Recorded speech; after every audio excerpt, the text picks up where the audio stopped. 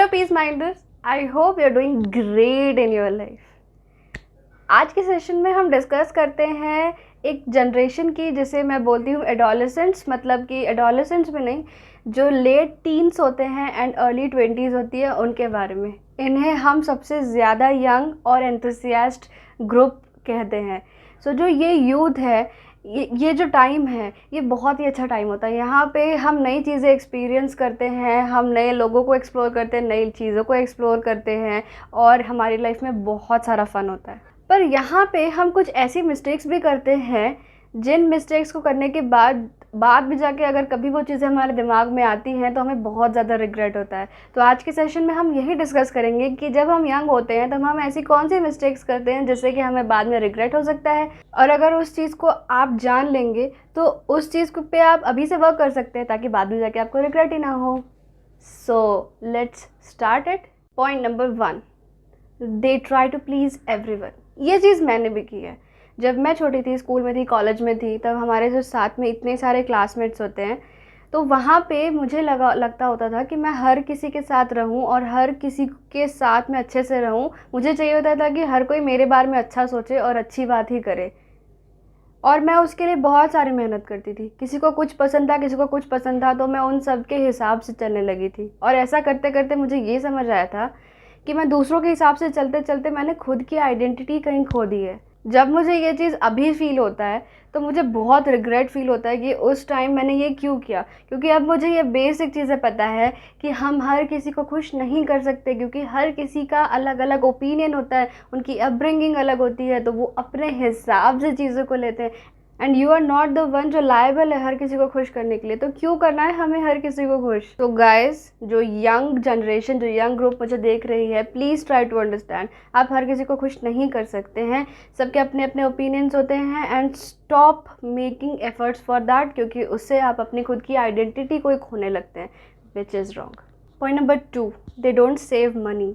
Guys, ये जो हमारा टाइम होता है ना, ये बहुत क्रूशल होता है। अभी इस टाइम पे हमको कई बार जॉब लग जाती है और हम बहुत छोटे होते हैं, तो हमें लगता है कि हम सारी चीज़ें कर लेते हैं, हम सारी चीज़ें खरीद लेते हैं, हम हर कुछ एंजॉय कर लेते हैं, और इसी चक्कर में हम जो है वो सेव करना भूल जाते हैं, या फिर हम मनी को प्रॉपर्ली इन्वेस्ट करना भूल जाते हैं। आप यंग है, आप अर्न कर रहे हैं, that is a very good thing, but जब आप स्पेंड करने की बारी आ रही है तो आप देखिए कि व्हाट इज़ योर नीड्स, जो कि बहुत ज़रूरी हैं और जो थोड़ी ज़रूरत है। बिल्कुल हर किसी पे खर्च मत कीजिए जिस पे ज़रूरत नहीं है। इसके साथ आप सेव करना स्टार्ट कीजिए। एक अमाउंट फ़िक्स कीजिए, वेदर इट्स अ 500 और 1000 और 2000, जो भी आपके बजट में आता है, but start saving that amount. उतना आपको सेव करना ही है, उतना आपको खर्च तो नहीं करना है।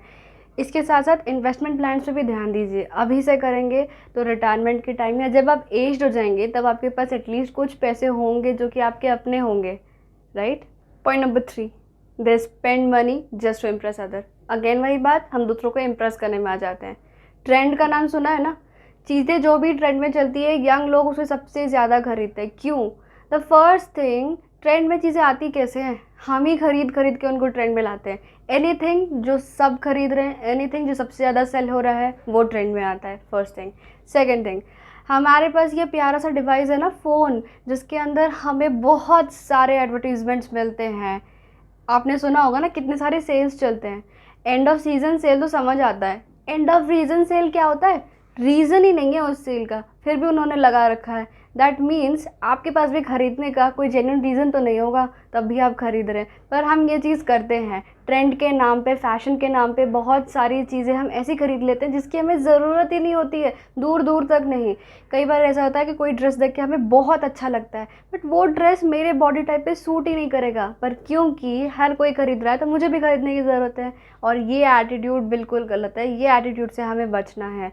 बेवजह फिजूल खर्ची बहुत गलत चीज़ है।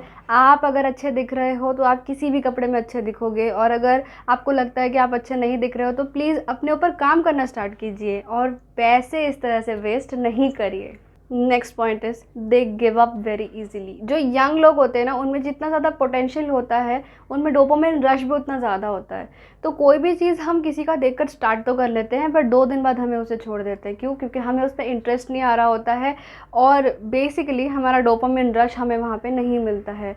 सो इस चीज़ से बाहर निकलना है। हमें समझना है सबसे पहले कि पहली चीज़ तो कोई चीज़ आप स्टार्ट कर रहे हैं तो उस पर आप रिसर्च कीजिए, ठीक है? आप समझिए कि ये चीज़ आपकी ज़रूरत की है, इसके क्या प्रोज़ है, क्या कॉन्स हैं, आप इसको लॉन्ग टाइम पे कर सकते हैं कि नहीं। एटलीस्ट कुछ टाइम के लिए आप इसको चीज़ को लेके सोचिए, उसके बाद ही आप किसी चीज़ को स्टार्ट कीजिए। एंड व्हेन यू स्टार्टेड तो उस पर ईज़िली गिव अप मत कीजिए। मतलब एटलीस्ट उतना तो दीजिए जो कि आपका 100% है। आप एक बार अपना 100% दे रहे हैं, उसके बाद अगर वो चीज़ आप नहीं कर पा रहे हैं तो आई अंडरस्टैंड कि हाँ ठीक है, यू हैव गिवन योर 100%, अब वो चीज़ नहीं हो रहा है तो वो चीज़ आपके हाथ में नहीं है। बट 2-3 दिन या कुछ टाइम में उसको आप गिव अप कर देते हैं, that is not a good thing. क्योंकि अभी आपके पास पोटेंशियल है, कैलिबर है, आप एनर्जाइज्ड हैं। बाद में जाके अगर आप उस चीज़ को सोचेंगे तब आप हो सकता है वो चीज़ ना कर पाएँ, क्योंकि आपके अंदर उतनी एनर्जी नहीं होगी जितना अभी आप एनर्जाइज्ड हैं। And the last point is we don't continue learning.